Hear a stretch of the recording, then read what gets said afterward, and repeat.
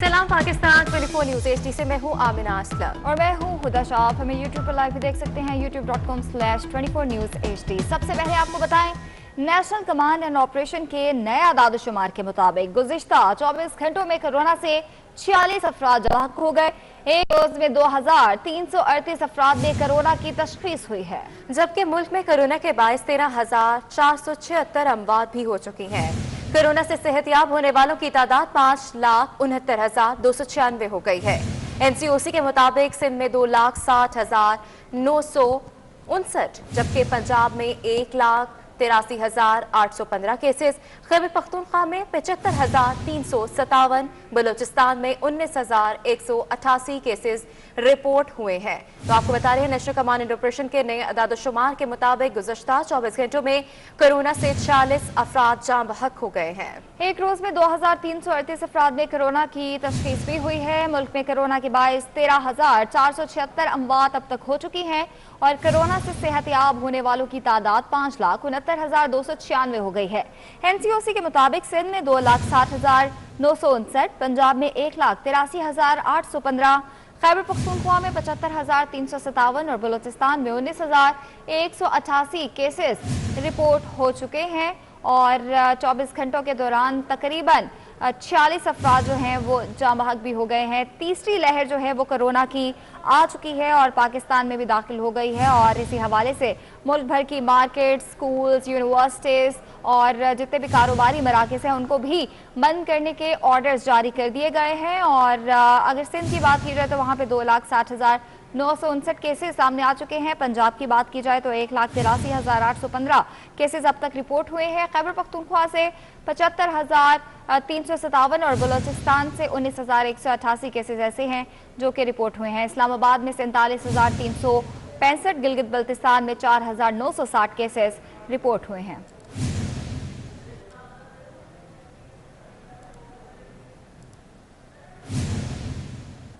लाहौर समेत पंजाब के 6 अजला में कारोबारी सरगर्मियों के औकात-कार में तब्दीली का नोटिफिकेशन जारी कर दिया गया है। Secretary primary health care Punjab captain retired Usman ने नोटिफिकेशन जारी किया है। कारोबारी मराकज शाम 6 बजे तक बंद कर दिए जाएंगे। हफ्ते और इतवार को कारोबारी मराकज खोलने की इजाज़त नहीं होगी और इतलाक 29 मार्च तक रहेगा। आपको बताएं कि हफ्ते और इतवार को कारोबारी मराकज़ खोलने की अब इजाज़त नहीं होगी, जबकि शाम को 6 बजे तक तमाम कारोबारी मराकज़ बंद कर दिए जाएंगे। इस हवाले से बात करेंगे, जाहिद चौधरी हमारे साथ मौजूद है। जाहिद बताएगा। जो कोरोना के केसेस हैं वो न सिर्फ बढ़ रहे हैं बल्कि अमवात में इजाफा हो रहा है। अस्पतालों में ज़ेर इलाज मरीजों की तादाद बढ़ रही है। गुज़श्ता 24 घंटे के दौरान भी लाहौर में कोरोना वायरस से 16 अमवात हुई, जिनमें मेयो अस्पताल में 6, हमीद लतीफ़ अस्पताल, डॉक्टर्स अस्पताल और इसके साथ साथ जो है वो जो नेशनल हॉस्पिटल है इसमें 2 अमवात जो हैं वो रिपोर्ट हुई हैं। जना अस्पताल में, सोशल सिक्योरिटी अस्पताल मुल्तान रोड, फारूक अस्पताल और यूनिवर्सिटी ऑफ लाहौर टीचिंग अस्पताल में भी कोरोना से एक मरीज़ दम तोड़ गया। इस वक्त जो अस्पतालों में ज़ेर इलाज पेशेंट्स हैं उनकी तादाद 360 है और इनमें से 140 मरीज़ जो हैं वो इंतहाई निगहदाश्त वार्ड में हैं और 12 मरीज़ जो हैं उनकी हालत तशवीशनाक है, जिस पर उन्हें वेंटिलेटर पर रखा गया है। ठीक है, जाहिद चौधरी हमारे साथ मौजूद है। हफ्ते और इतवार को कारोबारी मराकज़ जो हैं उनको अब खोलने की इजाज़त नहीं दी गई है और लाहौर समेत पंजाब के 6 अजला हैं जहाँ पे कारोबारी सरगर्मियों के औकात-कार को तब्दील किया गया और उसका नोटिफिकेशन अब जारी कर दिया गया है और सरकारी और निजी दफातर में 50% हाजिरी पर इतफाक़ किया गया है। कैप्टन रिटायर्ड उस्मान ने इस हवाले से नोटिफिकेशन जारी कर दिया है। कारोबारी मराकज़ शाम 6 बजे तक बंद कर दिए जाएंगे और हफ्ते और इतवार को कारोबारी मराकज़ खोलने की इजाज़त नहीं होगी और ये इतलाक 29 मार्च तक रहेगा। आपको बताते चले कि मुल्क भर में कोरोना के केसेस बढ़ते जा रहे हैं। जाहिद चौधरी, इस हवाले से नोटिफिकेशन जो है वो भी जारी कर दिया गया है। टाइमिंग्स एक बार फिर से बताएगा। गुजरांवाला, गुजरात, सरगोदा, फैसलाबाद और इसके साथ साथ मुल्तान शामिल हैं। इन तमाम अजला में जो है वो लाहौर समेत ये जो नया नोटिफिकेशन है उसके जो है वो नफाज किया गया है, जिसके तहत जो कारोबारी और समाजी सरगर्मी हैं उनको महदूद किया गया है इन अजला में कोरोना की वजह से। इसके तहत, इस नोटिफिकेशन के तहत तमाम जो शादी हॉल्स हैं उनको 15 मार्च से ऑनवर्ड 28 मार्च तक जो है वो बंद कर दिया गया है। तालीमी इदारे बंद रहेंगे। इसके साथ सिनेमा हॉल, श्राइन्स, ये तमाम दरगाहें जो हैं वो भी बंद रखी जाएंगी। जो समाजी तकरीबात होंगी वो कम ज़्यादा से ज़्यादा 50 अफराद पर मुश्तमिल जो है वो हो सकती हैं। 50 से ज़ायद की गैदरिंग की इजाज़त नहीं होगी। जो इनडोर आउटडोर तमाम शादी तकरीबात हैं उन पर भी पाबंदी आयद कर दी गई है, क्योंकि ये 50 की लिमिट को जो है वो इंश्योर कर दिया गया है। इसके साथ साथ जो तमाम कारोबारी सरगर्मियाँ हैं उनके लिए शाम 6 बजे तक का टाइम है। तमाम मार्केट 6 बजे तक खुली रहेंगी, लेकिन जो ग्रॉसरी स्टोर्स हैं, जनरल स्टोर्स हैं, मेडिकल स्टोर्स हैं, इसके साथ साथ बेकरीज़ हैं, पेट्रोल पंप्स हैं और वर्कशॉप्स हैं, वो तमाम एसेंशियल आइटम सर्विसेज जो हैं वो 24 आवर खुली रह सकेंगी। उसकी बदस्तूर इजाज़त दी गई है इस नोटिफिकेशन के तहत। इसके अलावा जो सरकारी और निजी दफातर हैं उन पर भी इतलाक़ किया गया है कि वो 50% स्टाफ के साथ काम करेंगे और 50% स्टाफ जो है वो वर्क फ्राम होम की पॉलिसी पर कारबंद होगा। इस नोटिफिकेशन ठीक है जाहिद चौधरी, बहुत शुक्रिया आपका। कोरोना के हवाले से आपको अपडेट कर रहे हैं। रोज़ जो है वो सूरत हाल बिगड़ती जा रही है और मुल्क भर में कोरोना केसेस की तादाद भी बढ़ती जा रही है और Data, Ganjbakhsh zone, Samanabad zone, Nishtar zone और कंटोनमेंट एरियाज की मुख्तलिफ गलियों और सड़कों को लॉकडाउन से बंद कर दिया गया है। इस हवाले से बताएंगे राव दिलशाद हुसैन। जी राव दिलशाद। बिल्कुल जी, कोरोना वायरस की तीसरी लहर ने जोर पकड़ा तो पंजाब हुकूमत ने इस हवाले से लॉकडाउन का फैसला किया। ताहम लाहौर शहर में इस हवाले से माइक्रो स्मार्ट लॉकडाउन नाफिज कर दिया गया है और आज रात से समनाबाद जोन, दाता गंजबख्श जोन और लाहौर कंटोनमेंट के मुख्तलिफ एरियाज़ में माइक्रो स्मार्ट लॉकडाउन जो है वो नाफिज कर दिया जाएगा।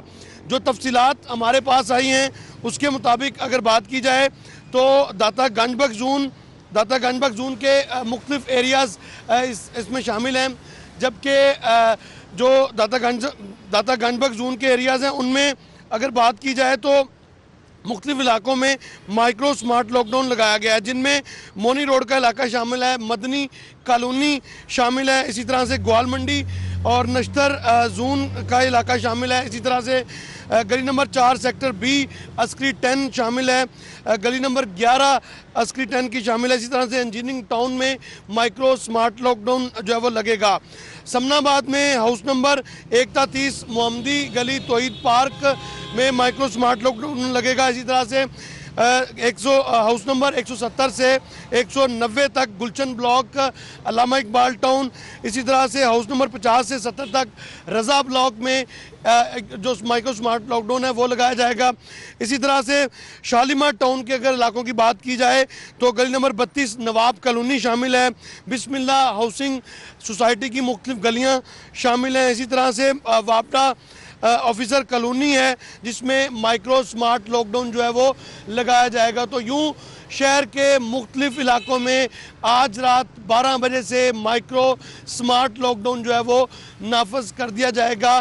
प्रोटोकॉल्स ये हैं कि जिस गली में 4 या इससे ज़ायद पेशेंट्स होंगे उस गली में माइक्रो स्मार्ट लॉकडाउन जो है वो नाफिज कर दिया जाएगा, जिस पर अमल दरामद के हवाले से महकमा सेहत ने नोटिफिकेशन भी जारी कर दिया है। इन इलाकों में जो ग्रोसरी शॉप्स हैं वो खुली रहेंगी, दूध दही की दुकानें खुली रहेंगी, जबकि दीगर तमाम दुकानें जो हैं वो बंद रहेंगी। जी राव दिलशाद, बहुत शुक्रिया अपडेट करने के लिए। अब आपको बताएं अद्वियात की कीमतों में इजाफा कराची के मेडिकल स्टोर मालिकान ने भी मुस्तरद कर दिया है। मेडिकल स्टोर मालिकान का कहना है कि अद्वियात बनाने वाली कंपनीज की जानिब से कीमतों में मनमाना इजाफा किया गया है। इसी पर मजीद तफसीलात कफायत अली शाह से जान लेते हैं। कफायत, अपडेट कीजिएगा हमें। मुख्तलिफ इलाकों में वाक़या मेडिकल स्टोर पर जो अद्वियात मिल रही हैं वो जो गवर्नमेंट की जानिब से नोटिफिकेशन निकाला गया था ट्रैप की जानिब से, उससे ज़ायद कीमतों पर जो है वो अद्वियात जो है वो बेची जा रही हैं। मैं इस वक्त मौजूद हूँ जिना अस्पताल के सामने, वहाँ पे मेडिकल स्टोर्स हैं।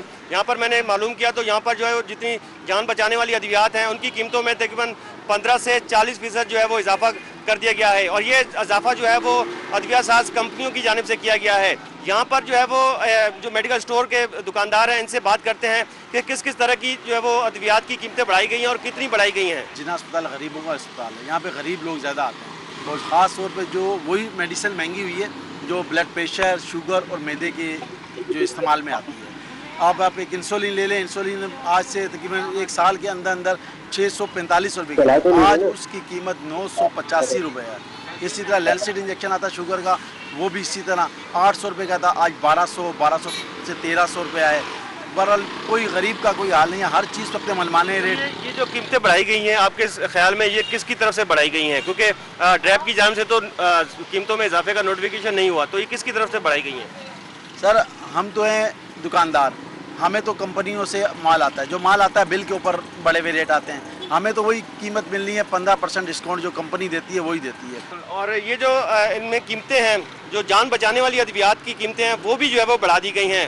उनमें अगर काबिल ज़िक्र मैं आपको बताऊँ, राइजेक 40 है, सेबिक जेड है, ऑगमेंटन सिरप है, टैबलेट फ्री की भी जो है वो, इंसुलिन की भी जो कीमत काफ़ी बढ़ा दी गई है। जहाँ पे जो शहरी हैं वो भी मुतालबा कर रहे हैं कि हुकूमत इसके ऊपर नोटिस ले और गरीबों का जो है ताकि कुछ फ़ायदा हो सके, क्योंकि गरीबों का जो है वो बुरा हाल है। जी बहुत शुक्रिया। PCL से नाम निकलवाने के लिए निसार खोड़ो ने सिंध हाई कोर्ट से रुजू कर लिया। निसार अहमद खोड़ो ने कहा कि अहलिया और बच्चे अमेरिका में मुकीम हैं, अहलिया कोरोना का शिकार हो चुकी हैं, बच्चों को मेरी ज़रूरत है। बिलाल अहमद बताएगा इसकी डिटेल्स। जी, पाकिस्तान पीपल्स पार्टी के रहनुमा निसार अहमद खोड़ो ने सिंध हाई कोर्ट से रुजू किया है और एग्जेक्टिव कंट्रोल लिस्ट यानी कि ECL से नाम निकालने की सजा की गई है। निसार खोड़ो की जानिब से ये मौक़िफ़ अख्तियार किया गया है कि उनकी अहलिया और बच्चे अमेरिका में मौजूद हैं और जो कोरोना का जो एक कैंपेन आई थी, मुहिम आई थी, उसके बायस उनकी अहलिया भी कोरोना का शिकार हुई थी और उनके जो बच्चे हैं वो खासे छोटे हैं, जिनकी तीमारदारी के लिए उनको अमेरिका जाना है और वफाकी हुकूमत ने उनका नाम ECL में डाल रखा है। निसार खोड़ो ने अपनी दरख्वास्त में मौक़िफ़ अख्तियार किया है कि उनके खिलाफ जो नैब की इंक्वायरीज हैं वो भी सियासी इंतकाम के बायस बनाई गई हैं, लिहाजा जो FIA ने जो नाम उनका ECL में डाला है उनको निकाला जाए। चेयरमैन नैब, DG FIA और दीगर फ्रीकैन को दरख्वास्त में मुस्तरद बनाया गया है। ठीक है, बहुत शुक्रिया आपका।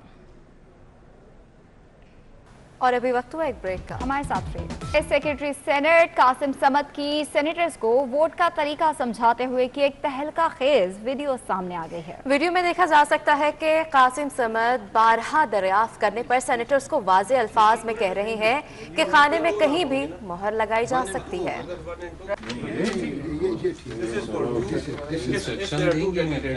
अच्छा, यहाँ अंग्रेजी में नाम होगा या उर्दू में नाम? उर्दू में आएगा। तो स्टैम्प इसी में कहीं करनी है, स्टैम्प होगी जी। इसी कॉलम में इस किस्म की स्टैम्प और यहाँ कहीं भी कर देंगे। इस बॉक्स में स्टैम्प, बॉक्स में आपको स्टैम्प करना पड़ेगा, इधर स्टैम्प करना और ये नाम में लिखना पड़ेगा। नहीं, नाम तो वहाँ पे लिखा होगा, जो लिखा होगा उर्दू की अंग्रेजी इधर। हाँ, ऐसे लिख के नाम उर्दू में आएगा, ये उर्दू में आएगा, उर्दू में नाम आएगा और ये इस किस्म की स्टैम्प होगी जी। स्टैम्प इधर स्टैम्प है, स्टैम्प कहीं भी कर सकते हैं, बॉक्स में इस नाम पे जो होगा इसमें कहीं भी कर सकते हैं। ये स्टैम्प हो जाएगा, इसमें पूरा है, कहीं भी हो सकती है। ये इंग्लिश में दो नाम होंगे ना, 1 और 2 होगा। अगर 1 और 2 कैंडिडेट्स हैं, अगर 3 हैं तो फिर इस तरह होगा जी। ये भी तो कैंडिडेट 4 होगा तो इस तरह होगा ऑब्वियसली वो। ठीक, and so stamp हो सकता है शेख आतिक इसकी तस्वीर जो अभी नए हैं ना सर,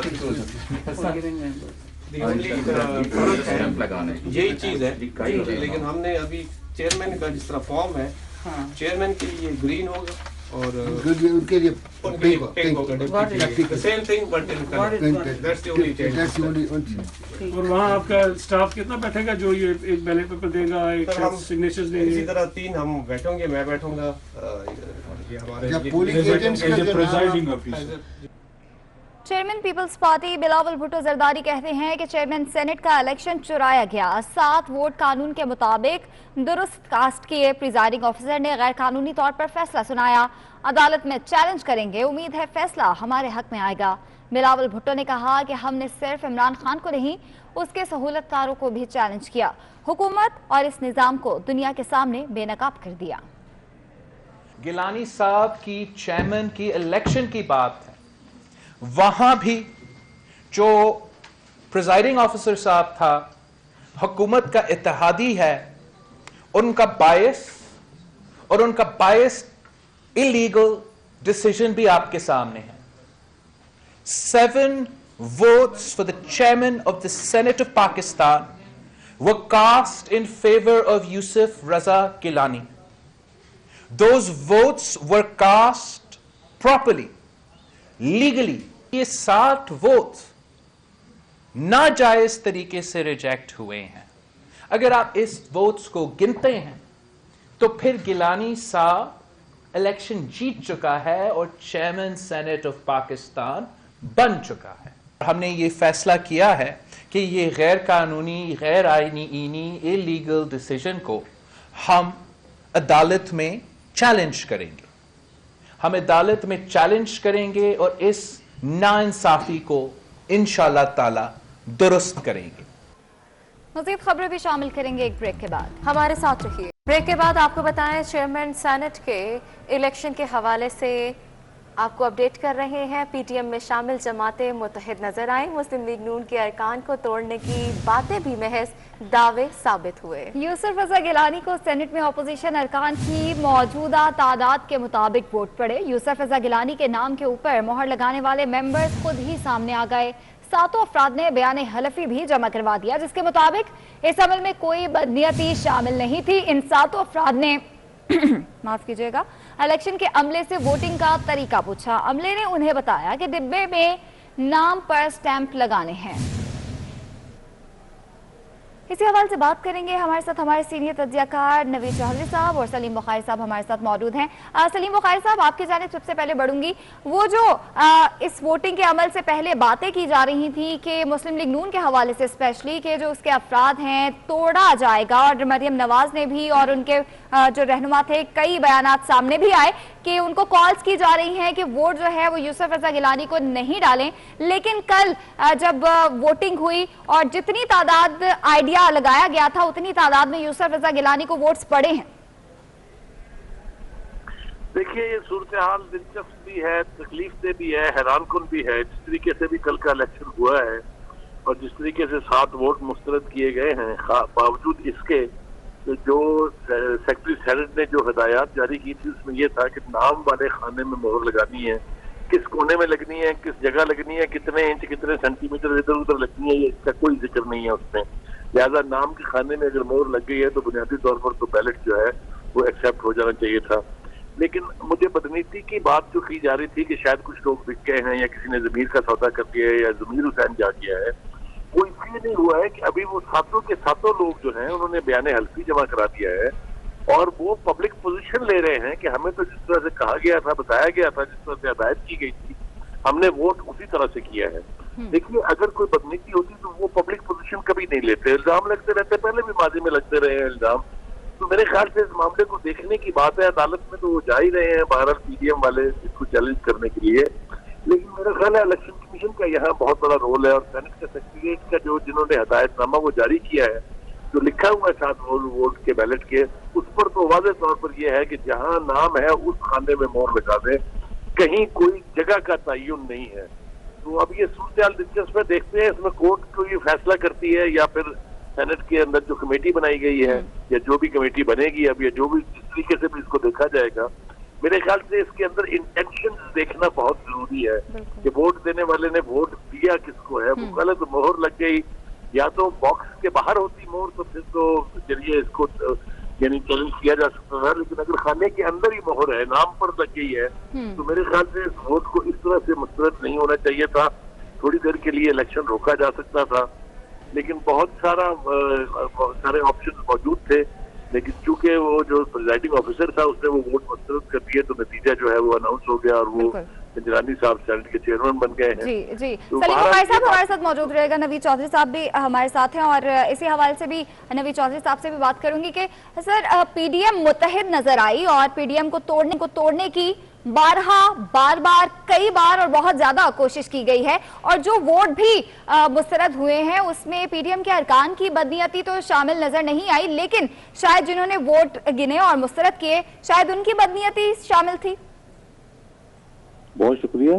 देखें, प्रिजाइडिंग अफसर जो थे सैयद मुजफ्फर शहनशाह साहब, वो तो कल पीडीएम के किसी रुकन की कोई बात सुनने के लिए तैयार ही नहीं थे। आपने उनका रवैया देखा कि वो बड़ा दुरुस्त रवैया था और वो जो अपनी बात है उसी पर इसरार कर रहे थे। और अभी उनके पीटीआई के लोगों के मुतालबे से पहले ही उन्होंने कह दिया कि ये वोट जो है मैंने मुस्तरद कर दिए हैं। ये सूरत हाल हमने देखी। फिर जिस अदालती फैसले का हवाला पीडीएम के रहनुमा दे रहे हैं उसमें ये बात बहुत वाज़ेह है कि वोट देने वाले की नीयत देखी जाएगी। अब जाहिर है जब जिन लोगों ने उस खाने के अंदर सैयद मुसर रजा गिलानी के नाम की तो स्टैंप लगाई है तो उनकी नीयत तो बिल्कुल वाज़ेह है कि उनका जो वोट है वो साबिक वज़ीर आज़म के हक में कास्ट हुआ है। इसमें तो कोई वहाम नहीं है। अगर सुप्रीम कोर्ट की जजमेंट को हम लेके चलते हैं और वो जाहिर है इसके साथ साथ जो अहम बात हुई वो ये हुई जिसकी वीडियो भी सामने आ चुकी है कि सेक्रेटरी सेनेट ने खुद बताया पीडीएम के अरकान को, ये वीडियो है वायरल है कल से, कि आप यहाँ मोहर लगा सकते हैं किसी भी जगह पर ना ताकि आपकी इंटेंशन वाज़ेह हो जाए। तो ये चीज़ भी थी।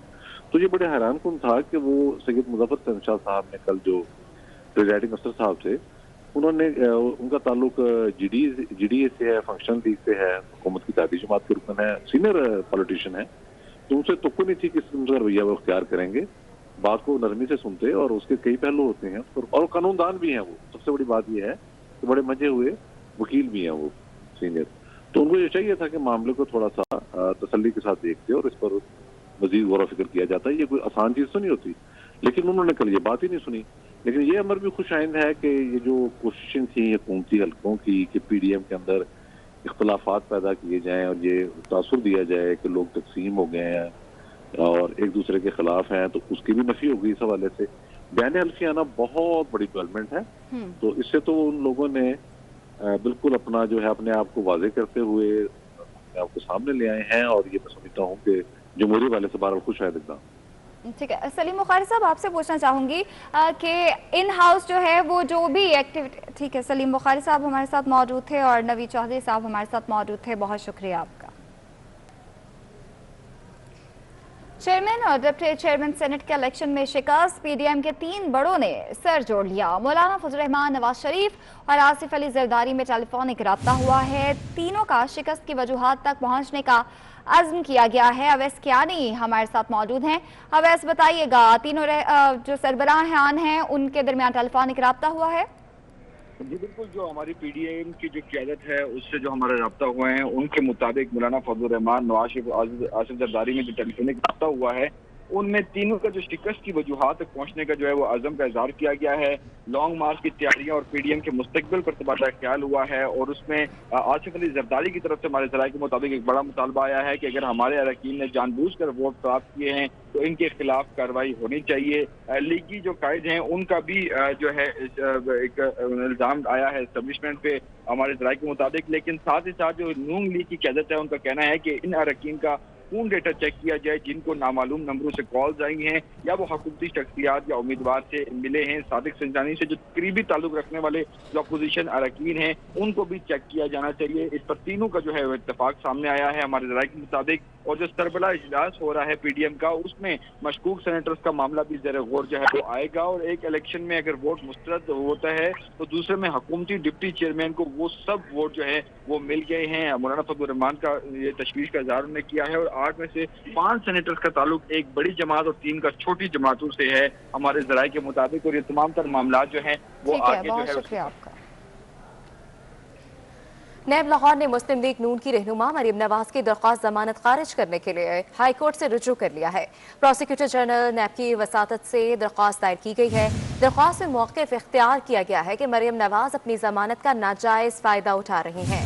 मरीम नवाज के खिलाफ चौधरी शुगर मिल समेत दीगर इंक्वायरीज पर तहकीकात जारी हैं। मरीम नवाज जमानत पर रिहा होने के बावजूद नैब से तहकीकात में ताउन नहीं कर रही हैं। तो आपको अपडेट कर रहे हैं, नैब लाहौर ने मुस्लिम लीग नून की रहनुमा मरीम नवाज की दरख्वास्त जमानत खारिज करने के लिए हाई कोर्ट से रुजू कर लिया है। प्रोसिक्यूटर जनरल नैब की वसासत से दरख्वास्त दायर की गई है। दरख्वास्त में ये मौक़िफ़ इख्तियार किया गया है कि मरीम नवाज अपनी जमानत का नाजायज़ फ़ायदा उठा रही हैं, जबकि मरीम नवाज के खिलाफ चौधरी शुगर मिल समेत दीगर इंक्वायरीज पर तहकीकात की जा रही हैं। मरीम नवाज की जमानत पर रिहा होने के बावजूद नैब से तहकीकात में ताउन नहीं कर रही।